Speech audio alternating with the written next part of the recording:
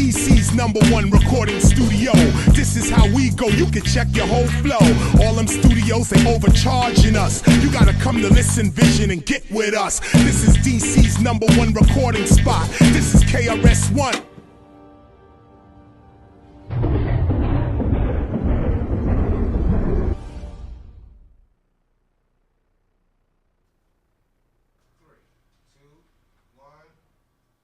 Hey, everybody. How's it going? Jeremy Beaver here, CEO, founder, Listen Vision Recording Studios on District Spotlight every Friday at 5 p.m. My guest today, I don't know what you want to go by, but everyone knows him as Grindstone. So we're going to go with Grindstone, the founder and CEO of Grindstone Universal Clothing. Thanks for being with us, man. Thank you, man. Good to see you. Good to see you. Come close to you. Okay, cool. We got his mic going on? All right, cool. Well, you know what the reason I asked you on, and Daryl and I, we know each other, okay? But the reason I asked this guy on, Grindstone, right? Oh my God, that's probably what his mom named him too. So I'm sure his mom is proud of that name. Anyways, you know what we do here on the program is we spotlight. That's good. We spotlight entrepreneurs, business owners, people from this area who are doing really serious things with their businesses. And when I say serious, that doesn't have to mean, $100 million net worth. What that means is that the way that they're going about their project is in a concerted effort to make sure that they're getting exposure, they're promoting it, they're trying to do something different.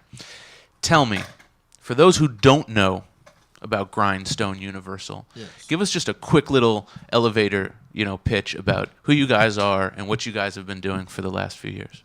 Well, Grindstone Universal is a fashion brand that has converted into a lifestyle brand. So everything that surrounds fashion or that includes fashion, Grindstone has a hand in or influence upon.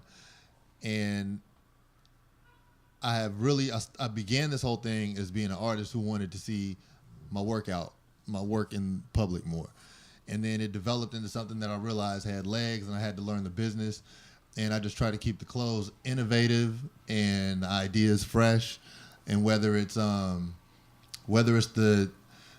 clothes or the event or the music or whatever it might be, I just try to do something that's impressive to me. But I do it with a very consistent effort, as though my life depends on it. And that's, I think, why I like you and I like your brand. This logo is really iconic. When I first met, Grindstone and learned about the brand and the label and all that type of stuff, the thing that I was most drawn to was this logo. And I think you would agree that it's kind of the heart and the soul. Yes. How did this come about? How did we get this logo?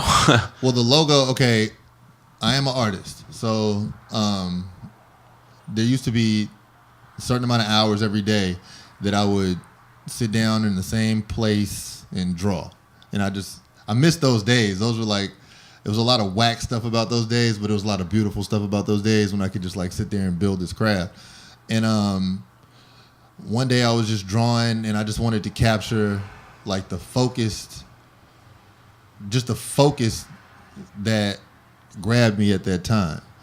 And I wanted to just crystallize it because it was something that I was trying to capture where either you could quit, but if you kept going past that point where you would quit, you would be rewarded. And so at that time, I just wanted to capture that visually, and I figured if I could spread that ideal in an image, then it would be able to inspire people. But at the time I did it, there was no clothing line. And what you always, because he's like a modest guy. So what I like about him too is that who illustrated this? I did. All right. Well, yeah. I think that's what a lot of people. What I like a lot about his line, but about a lot of what he does is he's an artist, he's an illustrator, he's a painter. And I've noticed that a lot of your sketches, a lot of your ideas end up as full-blown, crazy, insane, pieces. I'm just actually, I'm looking at the logo right there. But I've, even more insanity. Wiley, if I gave you a folder of some images there of a couple. Couple famous people. Okay. So he's gonna get that. He's gonna get that going.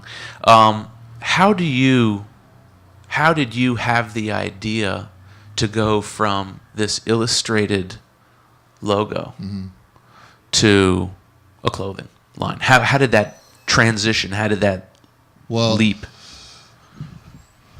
It was serendipity because on one hand, I did it and I wanted it to become more popular with the popular people that I knew. And at that time, I guess you could call like the basketball court was like Instagram. And so I wanted to sell the shirts just at the basketball courts.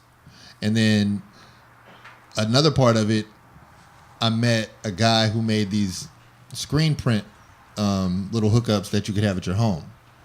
So I got the screen print thing that I could have at my house kind of at the same time where I was like, all right, well, let me sell shirts at the basketball court. So it kind of happened at the same, like in the same instant. And so I just decided like, well, and I had a friend at the time. I was like, let's print up some shirts and see who we could sell them to. And then it popped up. And what year is this? This was 97. Why does my mic sound so much louder than yours? Because you spoke a little louder than I did. Okay. So what happened? I was working at a art distribution place, and so I realized while working at that place that I could sell anything. If I use the same method, I could sell anything. What's art distribution? Explain to the viewers what art distribution is. Well, it was a place that had framed art, something that you might see in hotels. And like on a large level. People that would buy 100, 200 pieces of art for their hotel. Okay, yeah. Gotcha. But then some people might just buy one because they might like it. It was kind of like, here are the pieces, sell what you can. Where is this? What state? This place was in Virginia. Okay. It was right beyond Lorton, Virginia. And but it wasn't related to Lorton, the prison. but so what happened, I realized I could sell anything, but then I was like, my heart wasn't into that. I learned a lot about business through that, but I said I needed to be selling my own thing with that same method.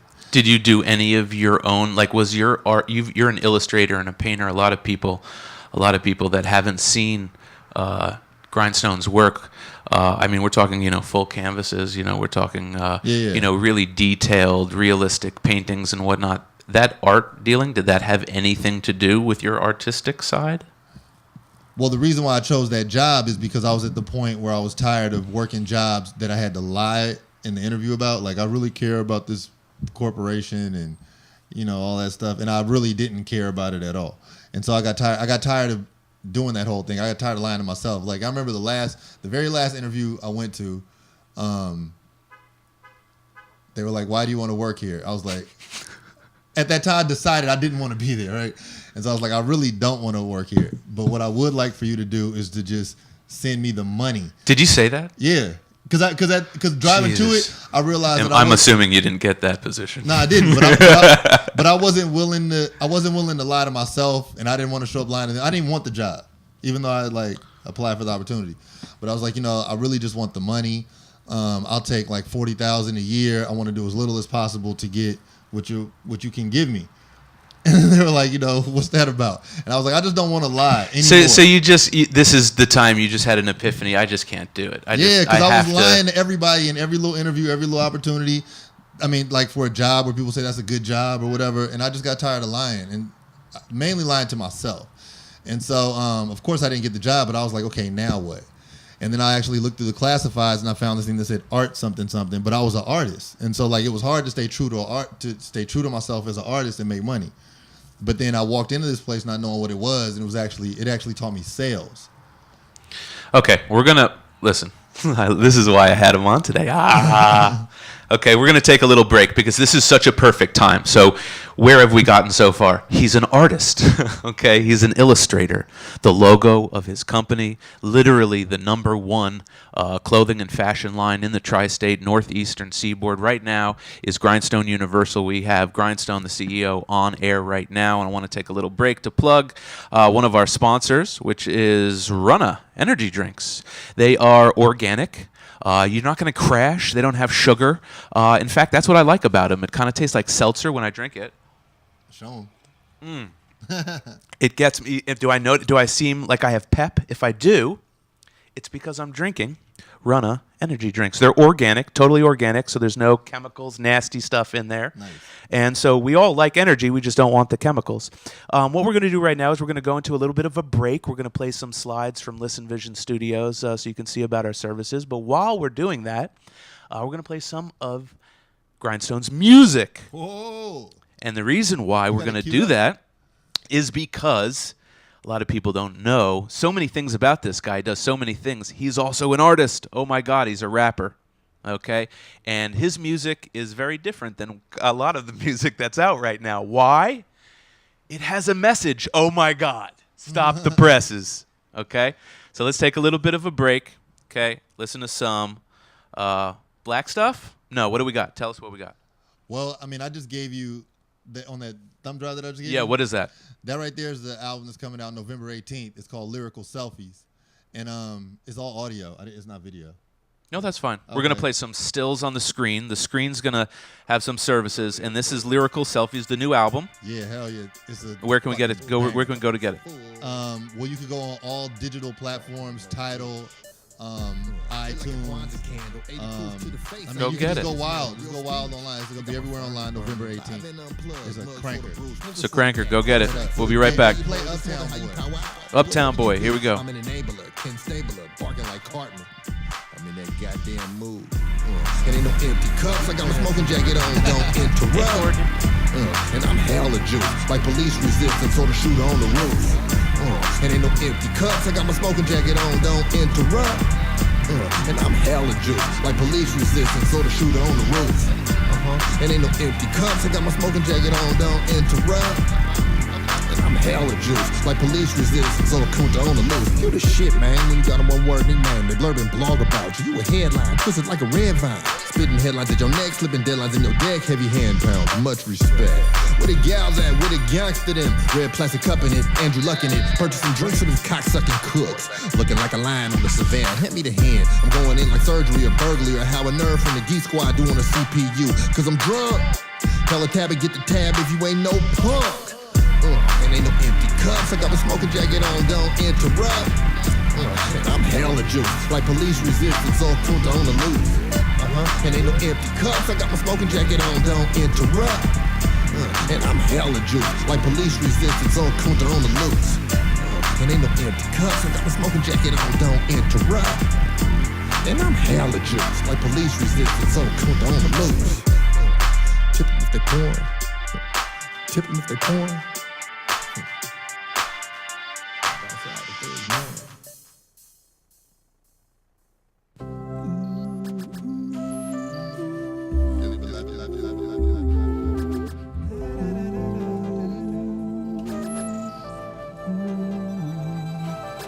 I spot it and cop it, then re-up, keep the profit. I got it to rock it. Fresh sneaks up in my closet, just deliver bad.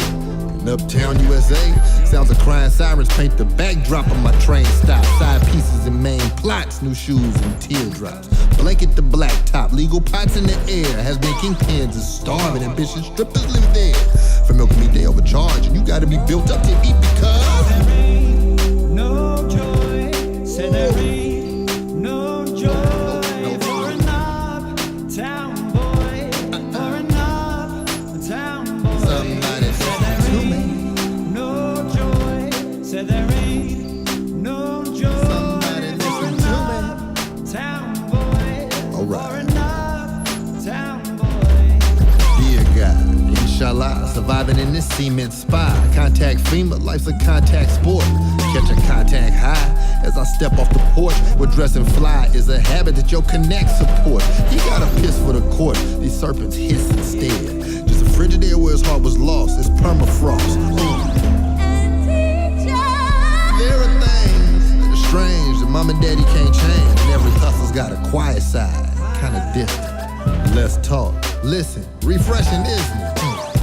Ain't nothing pleasant. You got some suggestions to keep my business on his feet? I'm giving my best effort. There ain't no joy. Hey everybody, we're back. My name is Jeremy Beaver, CEO and founder of Listen Vision Recording Studios. We're here with my friend, my man, Grindstone of Grindstone Universal. Thanks again for being here. Thanks for inviting me. Listen, this show is really about, the small business owner, the entrepreneur, the artist, the creative, the individual who is making art on a new level and trying to do different and innovative things. And that's why we have my man here, Grindstone, with us. You know, where we left off, you were kind of talking about your transition. So, you know, you started as an artist, an illustrator, a painter. Yeah. And then you found this art distribution place and kind of got your corporate hustle on, so to speak, you know, in terms of kind of seeing, well, how do you then... Let me tell you what happened. Go, tell me. Okay, so what would happen, we would go out, and now this is the problem that a lot of people have this problem. A lot of people have the problem of being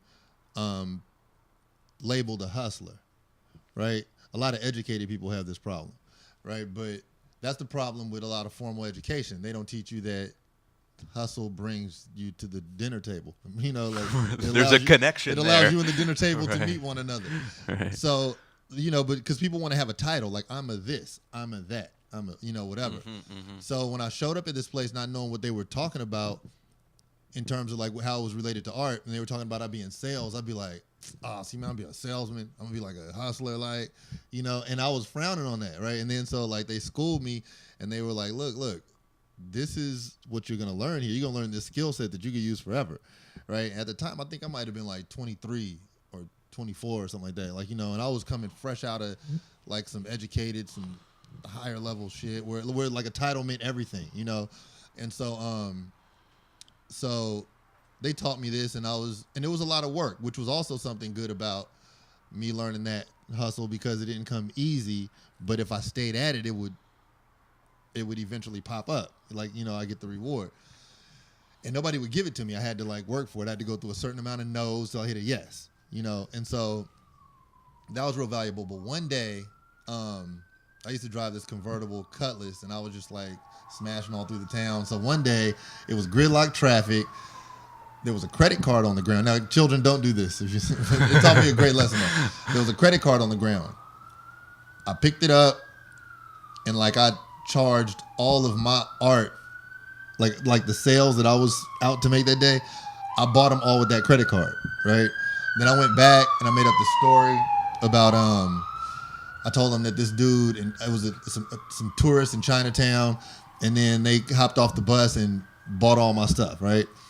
But then I really kept it all. I bought it myself, right? And I was like, cool, that means I made like my commission off the sale, and I'm gonna hustle this on the side, right? So I was high on the horse for a couple of days, but then the person, of course, chased their credit card, and they were like, you know, it was stolen. I didn't do this transaction. So I eventually had to pay it back, but I got that one day in the sunlight where I was like, damn, this is how my boss is living, right? I need to be on his side of this transaction. Okay. But without me ever tasting that, I wouldn't have never really known. Like it probably would have taken a long time for it to click.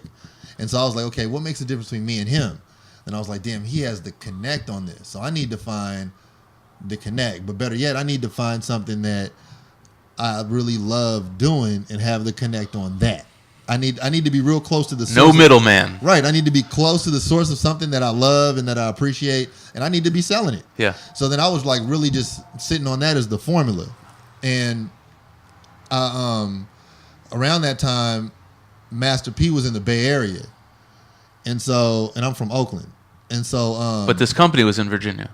This company I worked at was in Virginia. Gotcha. Yeah, but like I was, you know, real tied to the Bay. So Master P was making noise in Richmond, California. And he had just came out with Ice Cream Man, which was like right before he came out with TRU. So people were laughing at Master P, but if you're from there, you are aware of the fact that he was making some real money. Right. And so I was reading this article on him, and it was probably about a 45-minute drive in traffic like every day.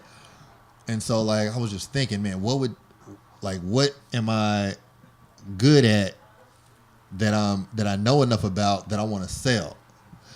And then so you did equate to some degree that sales was going to be a part of it somehow. Yeah, okay. because I was selling for good takeaway. I was selling for commission. Right. And so like once I had like that day of seeing how it felt to get the whole number on your sale, then I was like, damn, I need to be doing this. This is where I need to be with this skill set that I just developed in selling. Now this was months after I started the job. Right. So like I was selling every day. But then in learning and like just kind of watching Master P's game, I read this article on him, and then I was like, damn it. And I remember I had a roommate and I had a dude who was always at the house, and so it was like us three. Now, this is the whole thing. So like this is the whole genesis. And just stop me if I'm like off. No, off this the is rail. why you're here. Right. So like my guy who was the friend who was always at the house, like he's eventually started being my business partner. But like he was a pretty proficient hustler, right? So he was just playing the street. But maybe about I came up with this idea in the winter. So maybe this was like in the fall, he got shot. And so he got shot like in the previous fall. He got shot at my roommate's girlfriend's house. And me and my roommate had grown up together, right? But then he came out to Howard, and then when he came out to Howard, me and him clicked up, so then we were out here. So he got shot at her house, and when he got shot at her house, my roommate moved his girl into our house, right? But me and his girl didn't get along. So the living situation got kind of muddy, right? And then so we were all kind of beefing, and that's before cell phones. What year is this? This is 96. So she was running the phone bill up. You remember when people used to like actually? Yeah. Right. So she was running the phone bill up, dirty dishes. So her and I weren't getting along. And then eventually through the miscommunication, this was like right after this is like in the blizzard of 96, like right after. Like through bad communication, the bills were getting misplaced. Like I was going to work and coming back. They weren't really working all like that. The bills were getting misplaced. The heat got cut off. Now we had a fireplace, but the heat got cut off in the damn winter, right? And I didn't even know I don't think they could do that legally anymore, but it was hella cold. So I came back from work one day thinking about like fresh off reading this Master P article. And then I was just like, you know what? And like me and my guy, we were beefing and we had grown up together, but he was protecting her.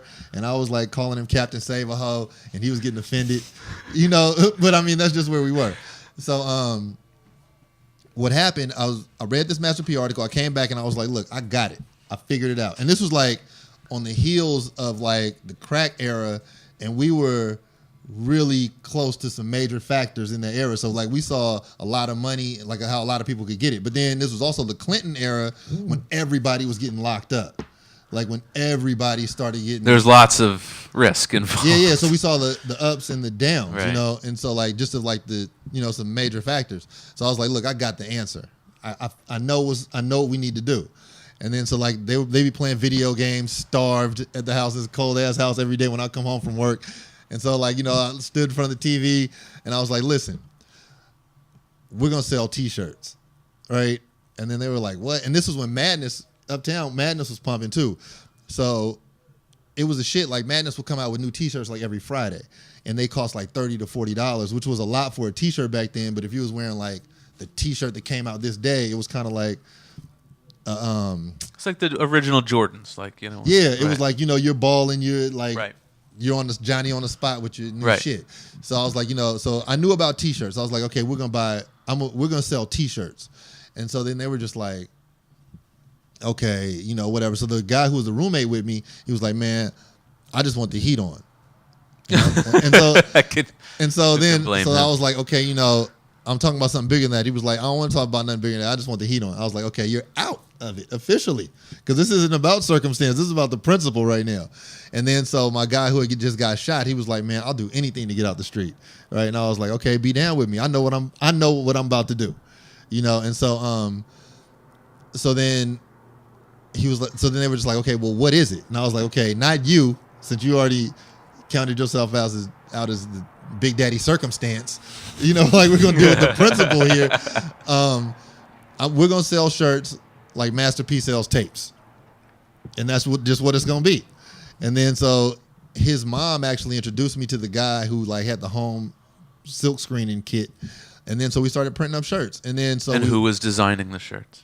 I was designing the shirt. So I would put. Were you illustrating all of the shirts with this logo, or were some of them different? No, it was that logo, and then some of them would be it was that logo, and then some of the designs would be like drawings that I did.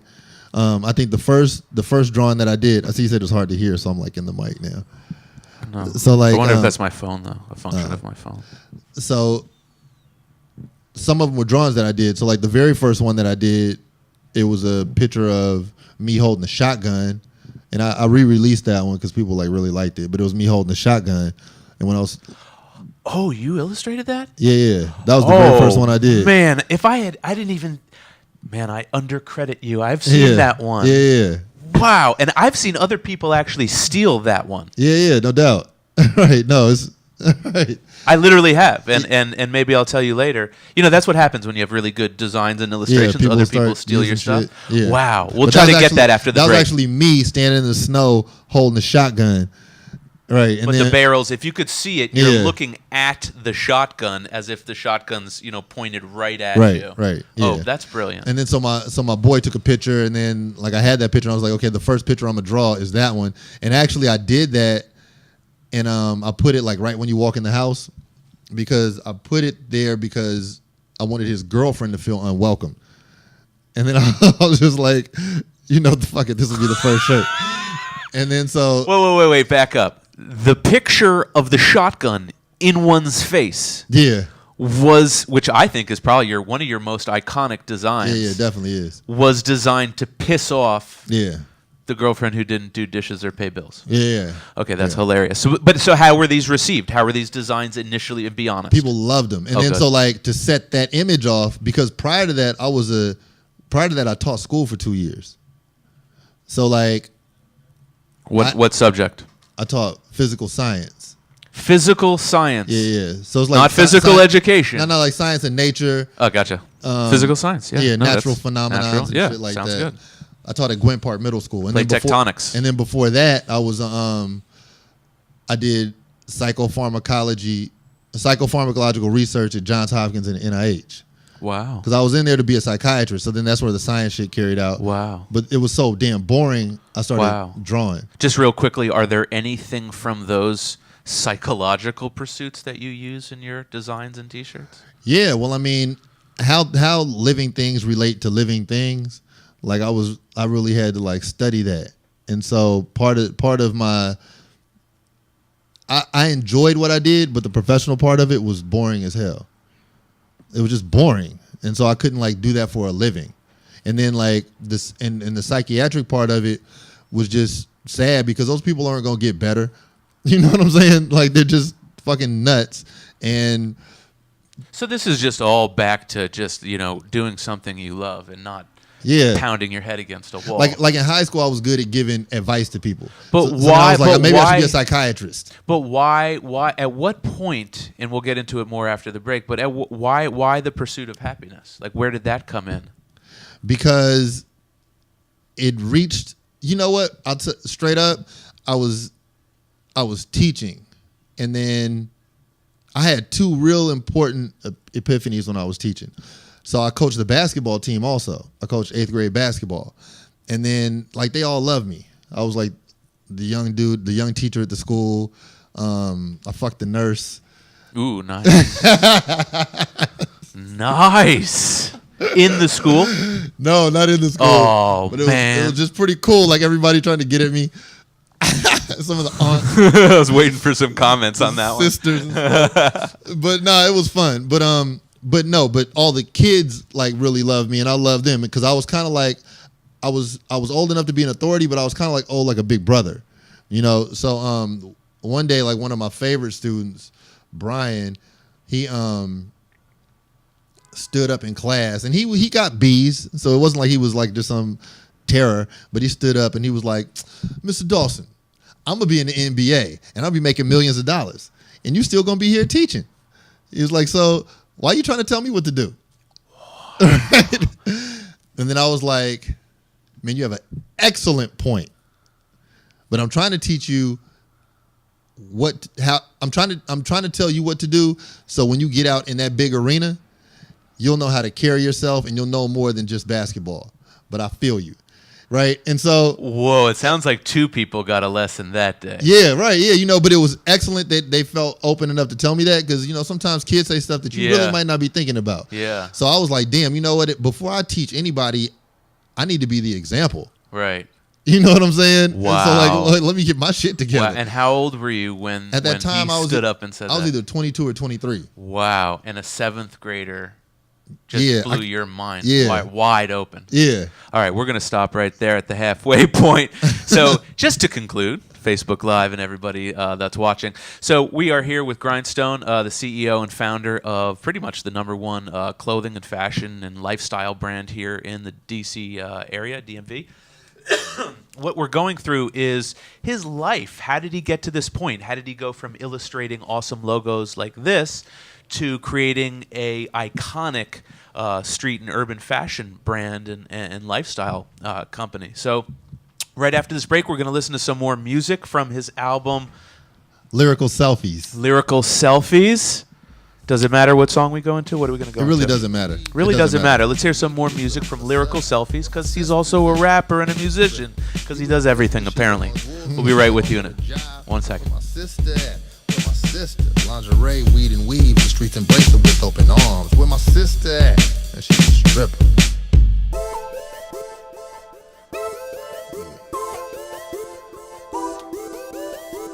So appealing. Feeling. I love this one. You know I like you, right?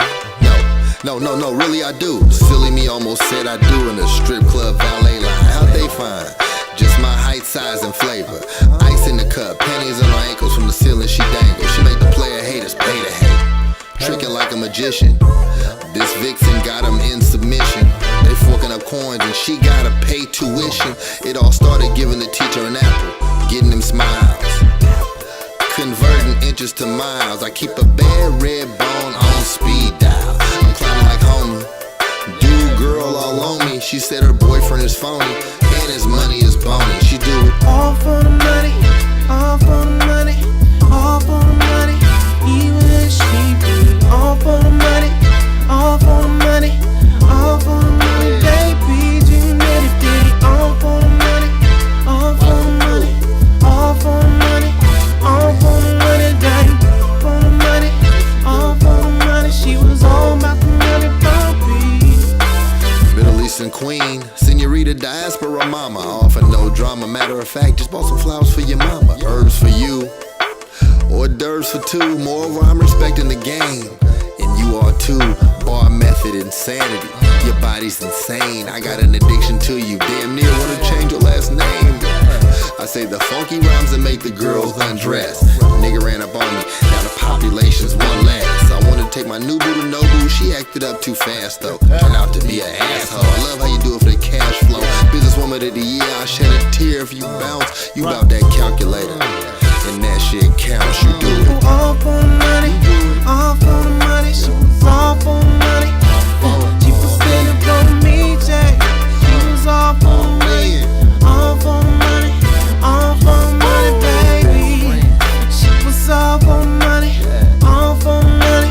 All she was getting on, she was all about the money, all about the money, all for the money. I spit the gospel when possible to bitches and bitches, bitch niggas. I'm seldom on the scene, but when I am, I'm saying something softly in the ear of Mary Magdalene. At the bar with the elbow lean, I start spitting hella game like Barack Hussein. That nigga's broad is a hot piece of ass. I put my dick in a kisser. She likes a cat with cash. Instagram goddess boo boo, I can't hate you to hustle. But it was all for the money, all for the money, all for the money. Even if she didn't know, she was all for the money, all for the money. Get it and she get gone. She was all for the money, all for the money. Get it and she get gone. It was all for the money, all for the money. Get it and she get gone. All right. Hey, everybody, we're back. Hey, that was awesome. What was that called? Which one? That right there, All for the Money? All for the money, yeah. Oh, that makes sense. All for the Money. Grindstone. All for the money. Grindstone Yeah. Universal. Thanks for being with us here. We are interviewing the CEO and founder of Grindstone Universal, pretty much the number one urban clothing line, lifestyle brand, grindstoneuniversal.com. I mean, if you want to go check out all of their clothes, all of the stuff. I mean, everything from weed grinders to skateboards to what else do you guys have lately? What's the new? The newest new Yeah. probably is denim jackets that we have. Denim jackets. Cool And shit. I grew up, the you know, Rebel Kings collection. you know what's cool is that I actually grew up wearing jean jackets. It was Yeah. very hot in New York where I was from, Yeah. and they disappeared for a long time. Yeah. Well, like in I would say it was like 88, 89, 90, 91, around there. Like the painted denim jackets became very expensive. Like if you had one of those airbrush joints, that shit might cost like $800. And so like it was only a certain type of hustler who could have it. Right. I couldn't ever I know get what you one. mean. And so like I just kind of wanted With to the recreate Tasmanian devil on that. the back. Yeah. I just wanted to recreate that era with Well, didn't Mark Echo get started like that? From what I understand, he Oh, I was. don't know. Yeah, I actually read his Wikipedia in researching for the show, and yeah, that's how he got started in high school in New Jersey. He was spray airbrushing T-shirts, like literally the exact same story, except instead of screen printing, airbrushing. So this is cool. We're back here with Grindstone Universal, and where we had just actually left off was this incredible story about. An artist who got into kind of the corporate world, who gleaned something from that, who then ended up getting his heat turned off, and a big lesson from Master P. You got to get your heat turned off in order to like understand what you need to really be doing. Well, that's an expression. Do you think that's true? Do you think that in order to undergo growth and innovation and change, that you have to feel at least a little bit of struggle or pain? Well, yeah, like so I said I had 2 epiphanies. Really, I had 3. Like real major ones that told me like to go in a different direction. So another one day I ran out of gas on my way to work. And I was like, yep. They don't pay me enough to get there. Like, what am I even doing? Right. Like, when I show up, I'm getting paid a certain amount of money where I have to choose between gas and food. This is ridiculous. And so like that was like another thing that was like, man, I need to go. I could be broke without this job. I could run out of gas very easily without having this job. But there's a lot of people who run out of gas, who get their heat turned off, who don't get an epiphany from it or have an aha moment. So what do you, I mean, it's a kind of a difficult question, but what do you think it was about your situation that made something birthed? Well, okay, like around that time, well, a little bit before that, when I was doing research at Johns Hopkins, that's when Shaquille O'Neal was like, that's when Shaq, Jordan, and Reggie Miller were really significant in the NBA. So Reggie Miller was just unconscious on his threes, right? Oh, so trust me, I know. Yeah. I'm a Knicks fan. Okay, all right. So like Reggie Miller would always talk about being in the zone, right? And so he was like describing the zone. The zone is when you just lose focus of time, and the zone is when you just lose any kind of focus on bearing anything. of where you and are. When you're there, that's where you need to be. And so I was like, damn, I want to be in the zone on something, right? So like when I was drawing, I was like, I would experience that when I would draw. But I was just drawing because it was kind of like stressful to like the life that I lived in Baltimore when I was working at Johns Hopkins. I was like, damn, they need to make a TV show out of Baltimore. Hey. You know, it's too bad no one did that. Yeah, it's too bad. Like it was a stressful kind of thing. It was sad. Yeah. Just going to and from work is like heart wrenching. Yeah, and then like I worked at this place called the Francis Scott Key Annex, where the people who got kicked out of every drug program had to go there to get methadone. And so like rain, snow, whatever, they had to go there every day to get methadone. So I would see this line wrap around the corner with all the heroin addicts who showed up to get methadone. And I was like, damn, this is crazy. Like this is just absolutely crazy. It's depressing. So then that drove me to start doodling and drawing. Like I didn't even draw before then. Really? Yeah, I didn't draw anything at all. You're kidding me. If you guys could see, and next time we have this guy on, his illustrations are incredible. So the fact that he's not a trained, illustrator is unbelievable. Yeah, so like that's just when I like started just to like pass time. And then Baltimore it sucked. The Ravens weren't even there yet. There was nothing there. Gold teeth and purple hair. That's all that was there. That's all it was bad. It was depressing. Like, gold teeth and purple hair. And Miss Tony. That's all. I don't know what that means, but it sounds terrible. I mean, it was a sad place. Yeah. And so, I mean, but they had good jazz. You know, I found some good jazz, and I did run into some good artists, and that was one of the things that like inspired me to like start doing art. And so, in order to, so like when I banged into this car, when I ran out of gas, that's when I was like, damn, I got to stop doing this. But I had something that I loved. And then when I saw Reggie Miller talking about being in the zone, I'm sitting there watching Jordan on his third championship or something. And I was just like, damn, on an off day, he'd probably still be playing basketball. Like he's doing what he loves to do. Reggie Miller. No, Reggie Miller was the guy who, like, I was searching for the zone. But Zone. Jordan, I was like, he's the best in the world. And on his off day, he would probably still do that. And I was like, it's no way I would do that job that I had on my off day. And I was like, I got to figure out, like, how to attain that. Something that would have me doing what I love on my off day. And I was like, Jordan could have had the job that I had right now, or he could have picked any other job outside of what he loved.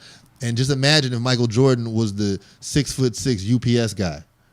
Talking about you got a package. Because imagine if he was scared to follow his heart. Right. And then he was like just the guy doing stuff. Right. You know, and then I was also looking at Shaquille O'Neal. He had a Snickers endorsement. He's dunking on everybody. He's rapping with RZA and Fushnikins, enjoying himself, getting paid. And I'm like, damn, there is a way to do what you love and profit. And I was like, I got to figure that out. The fact that you even equated Reggie Miller's zone with what you felt when writing is astonishing to me. I mean, it's not just astonishing because your average person doesn't make that connection. Well, being in the zone? About how they can find their own zone. I watched Reggie. We're the same age. I watched Reggie Miller too. Yeah. There's not one part of, well, probably because he was putting my team out of the playoffs. Right. But not one part of me goes, how do I attain that? However, as an old DJ myself, I now realize even just listening to you, when I would DJ and I would hit record on the mixtape, you know what I mean? Yeah. I would get in that same zone that you're now describing. And so I think if our listeners, are to gather something from what we're talking about and why I've decided to do this show, it's so that people can listen to others who have had these moments and go, how do I now find it for myself? Yeah. And I thought and really, I saw it like a thing between kind of life and death because I felt that at that job I was dying inside. And people were loving. Well, you're also looking at people who are physically dying around physically you. dying, right? Yeah, That's pretty depressing. And I would have to like go there 7 a.m. and just to like watch this slow fall off of people. Man. And so like psychopharmacology is measuring the effects of drugs on behavior. So like it was our job to like watch this shit and run trials and then give cocaine to monkeys and see what they do. And shit was just crazy. And I was like, damn, I don't like this. And so I had to find what I loved. And then so I found like an island where I could kind of like deal with people and not just in this laboratory. And so I started teaching. I taught for 2 years. And then so like one day in teaching, I was coming up from lunch. I remember this. And then it was like so loud in my head. But it was like, your art is your strength. And I was like, that's weird because I don't even talk like that. Like what in the fuck? But when it said that, I was like, okay, I heard that. I need to do art. And so I mean, if anyone's listening to this, that's a religious person might even say, you're being moved by God or you're hearing even the voice of God. I mean, that's incredible. I mean, those are the words. And I was just like, I was eating some cookies, walking up to class like it was a regular day. I wasn't in a particular zone where I was looking to hear that. You know what I'm saying? But it told me that. I was like, damn. So then later that week, this is when Corcoran Art School was open. Now, Corcoran at that time, it was either the second or third art school in the country. I went down to the school after work one day, and I just walked in and I was like, I'd like to speak to the dean of the school, right? And then so they were like, why? And I was like, doesn't the dean make the decisions on who can get in and who doesn't get in? And they're like, yeah. They're like, oh my God. That's why I want to speak to the dean. Security. So they're like, all right, the dean's that way. So he was chilling, just laid back in his chair. I had like a little sketchbook in my car. And then I walked in. I was like, I know your day's about to be over. What do you have to do to get in the school? I just want to know. Like, how do you quantify an artist, or how do you qualify artists, And he was like, well, it's kind of tough because it's subjective. And so we just kind of want to see their drive and their consistency and, what their goals are. And so I was like, well, I want my art to come alive. I want to make stuff like Lion King. Like like Lion King wasn't that old yet. And I was like, I want to like make my art come to life like that. And then so he was like, well, do you have any drawings? And so I took I went to my car, my backseat, took my sketchbook to him. And I was like, yeah, this is what I got. So he was looking through it and he was like, wow. And this is just stuff that I've been drawing like in break time. Like when I was in your doodles to get away from the methadone people. Yeah, right, yeah. Right. And so like he was just like, wow, damn. He's like, do you want to go to Corcoran? And I was like, what do you think I'm doing here? Right. And I was like, I want to go to Corcoran. Yeah. And then he was like, all right, here. This is the acceptance part of the application. Just sign it and put the date. And so right then I got accepted to Corcoran, which at the time was like the second or third school in the country, right? Yeah. And I was like, okay, wait, but how much is it? And I think it was like 12 or 13,000. And so I was like, all right, dude, I'm teaching. I don't have any money. And he was like, all right, I'll give you $10,000 and a job. And I was like, all right. And he was like, sign this paper. And I signed that shit. I walked out of that bitch with $10,000, a job, and acceptance into Corcoran. Oh, come on. Who has the greatest guests on their show? I do. That's incredible. I mean, if anyone's listening right now, what they just heard is someone whose heat was turned off, whose gas ran out of their car, who was watching crack and heroin addicts all day, every day, doodling in his spare time, who had the nuts, the balls, the cojones to walk into the dean at Corcoran and walk out with a $10,000 scholarship. Yeah. And so what that did, that totally validated me to myself in this art world, So then when the time came, because I still needed like $2,000 or $3,000. I was teaching, so I ran out of gas. I had nothing. Right. I couldn't get that shit up. I could not get by the end of the summer, I didn't have $2,000 or $3,000 hustled up. So I had to hit him up and be like, man, I can't go. And he was like, damn, well, if you ever reconsider, then cool, right? So I didn't go. And then that's when I was looking in the classifieds, looking through jobs because I quit teaching. I was looking through jobs, and I was just like, lying to everybody in the interview. And that's when I just got fed up and went to that one interview. Like, I don't even just really give me the money and let me stay at home. All right, we're gonna take a break because this is just so juicy. This is so meaty. Who has stories like this? This is incredible. Listen, stay tuned, Facebook. Stay tuned online. We're gonna be right back with Grindstone Universal, right after these messages. That is nuts. Yeah.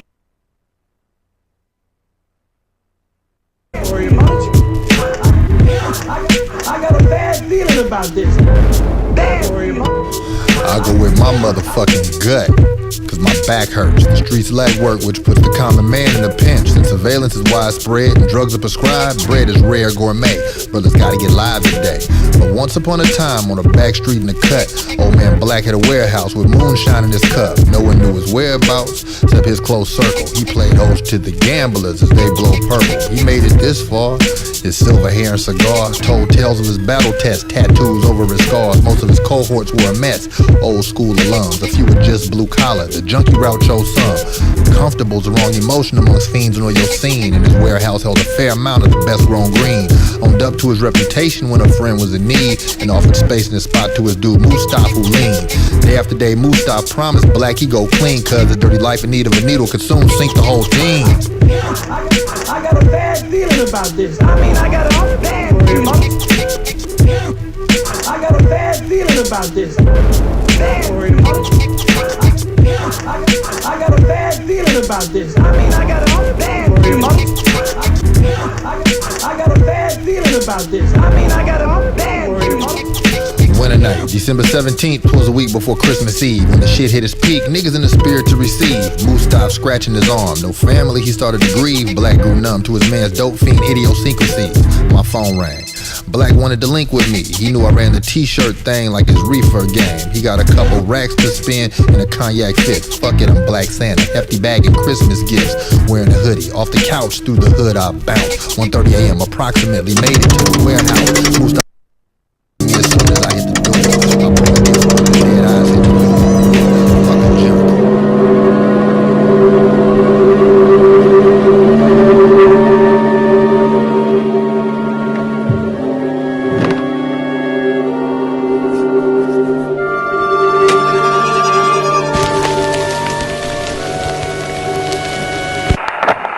Time it is. Word up.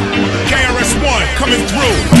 All you MCs out there, switch your position and come to Listen Vision, DC's #1 recording studio. This is how we go. You can check your whole flow. All them studios, they overcharging us. You gotta come to Listen Vision and get with us. This is DC's #1 recording spot. This is KRS-One.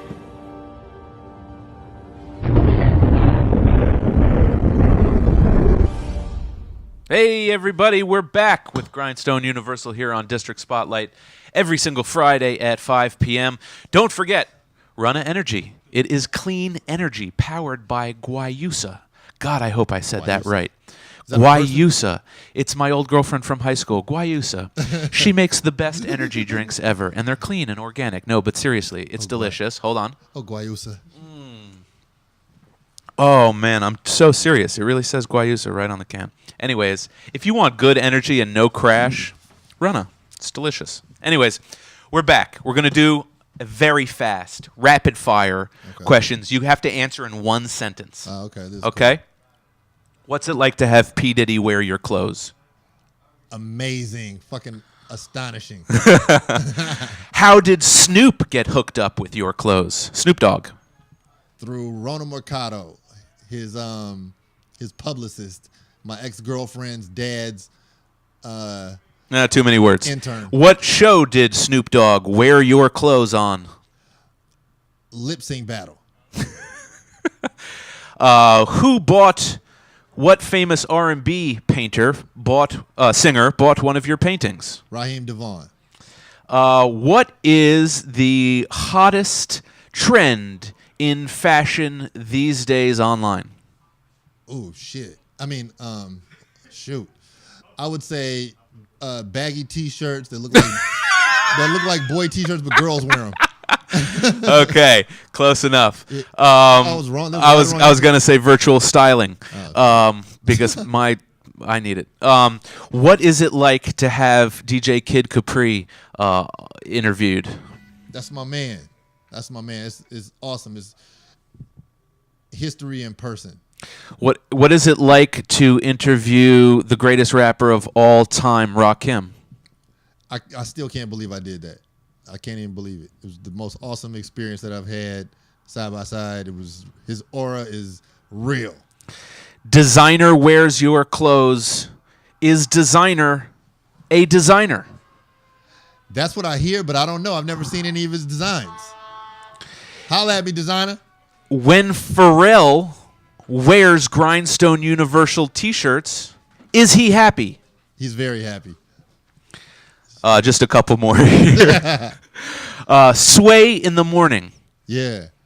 Why is who is the father, the well-known 70s sitcom father that is featured on the t-shirt from your company that Sway wears? James Evans. Damn it.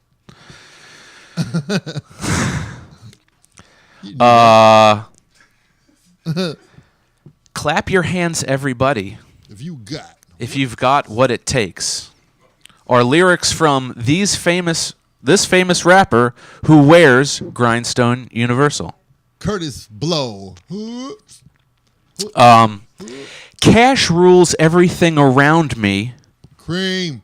Get the money, dollar bills, y'all. And that when that Wu-Tang picture when they're holding up when Inspector Deck and Ray and Ghost were wearing that shit. That's when Ghostface came home from jail, and I greeted him with like a bunch of a bunch of Grindstone stuff. Now, not that picture on the screen right there. That was in The Vegas. the old school one that I'm looking at. That's when he came out of jail. That was right before, I think, the Pretty Tony LP or something like that. Oh, right, Raekwon. Okay, No, yes. Ghostface. I mean, it's a bad picture. It was like a throwaway camera. Ghostface is holding that joint up with the silver. Oh, wow. Okay. Yeah, that was like right when he came home, and it was like a welcome home Oh package. my God. Okay, and last question, and you can spend more than one sentence on this. Why choose, one of the most iconic go-go legends, to be, a front person for your company? Man, Big G. Big G is my man. Like the very first time I met Big G, it was like early 90s, and he was just kind of a wild dude. And we met at a Kirkbone Cabaret. But I mean, he was like a hood star straight up. And so I know he don't remember me from then. But like, I remember him. yeah. And but I was like, man, that dude, this was before he was that guy, But I was like, damn, man, that's just that he got that thing in him. And we ended up living across the street from each other. And so when we lived across the street from each other, we became cool. And then that's when Backyard was pumping at the Ibex. Well, that was before Backyard was pumping at the Ibex. But then shortly after that, Backyard had it popping. And then, man, we always respected each other's hustle. And, like, I try to pay him to do stuff. But he'd be like, nah, I'm doing that for free, man. Dude. That's on me. He's like that, right? He's a solid dude. Like everything good. Like just a comes good in. human being. Like Yeah, beyond straight the up. music, beyond the acting. He's Everything just a great good guy. that he gets, man, he totally deserves it because he's a good guy and he does it. He really works the honest way. Yeah. How tall is Big G? I think he's like 6'6". 6'6", 6'8". Something. He's tall. Tall dude. You got to give him a couple extra, double XL, triple XL, quadruple. Anyways, listen, this is We talked about the background, didn't even really talk about the business, but I guess I know, isn't that crazy? Yeah. That's the next episode. right. Let's see, we only got an hour. Yeah. Two. That's the inspiration, like straight up. Like that's the roots of it all. So it didn't just happen like this stuff didn't just pop up here. It happened like through some trials and tribulations and epiphanies. And I think what I think the takeaway for anyone that's watching is that you kind of if you pay attention to life, if you just stop and listen just a little bit, God or life or the universe will hand you signs. Yeah. And it's kind of up to you to pay attention and follow those signs. Now, I said it before, a million other people ran out of gas and Right. and got their heat turned off and they didn't have an epiphany. Yeah. Well, one thing that helped me with that epiphany at that time, right quick, in the summer of '96, I read the whole Bible, and I watched Gandhi. Right. I'm not sure if this was '96 or '95. I can't remember. But when I watched Gandhi, it was a scene where he was sitting near the ocean, and then he came and he was like, I figured it out. Like the people were beefing. These Indians versus these Indians. They were beefing. He was like, I figured it out. Salt. Like they were beefing over salt. Who owned the salt factories? He was sitting at the ocean, and the ocean was washing salt on the shore. He was like, salt is free. The war is over. But I was like, damn. The fact that he just sat still for a minute and observed ended up like a whole war. And then so I was like, I need to sit my ass down for a minute. And so like it kind of got me way more observant about stuff. So be observant. Think. Look. Yeah. Listen. A lot of the answers are right there. If you just shut up, turn your electronics off for a minute, except for this. Pay attention to this, but then when you're done, turn it off. But yeah, right. And think. Yeah, and just like take stuff in. There's a lot of answers just laying around. Listen, I really do want to thank Grindstone for being with us. Not just for all the inspiration you've brought, but also, everything you kind of bring to our area. I mean, somebody has to stand up and say thank you for putting, shirts on the backs of all the artists and making this area, have some sort of community and culture and theme to it. Next time we have him on the show, we'll definitely get more into the business. Please do go to grindstoneuniversal.com. Okay, go buy some stuff. There's sales, right? You guys always have sales. We always have full price and we always have sale price. Are there any promotional codes that anyone could type in if they wanted any sort of discounts? Well, tomorrow you can type in WLVS and you'll get 10% off of your purchase. You hear that? Let's say that again. Tomorrow, type in promo code WLVS at grindstoneuniversal.com right before your purchase, WLVS, and you'll get 10% off. Thank you. That is so And nice of you. tomorrow you can we'll have a booth set up at the convention center downtown For Sisters Only. For Sisters Only tomorrow at the convention center. 10,000 women gonna be there, dude. Oh, man, you got to Might check wanna it show out. up. All right, so thanks again for being with us. Please check us out next Friday at 5 p.m. on District Spotlight. And until then, peace. I got a bad feeling about this. Bad feeling. I got a bad feeling about this. I mean, I got a bad feeling. Bad feeling about this. Bad feeling. I got a bad feeling about this. Bad feeling. I'll go with my motherfucking gut, cause my back hurts. The streets leg work, which puts the common man in a pinch.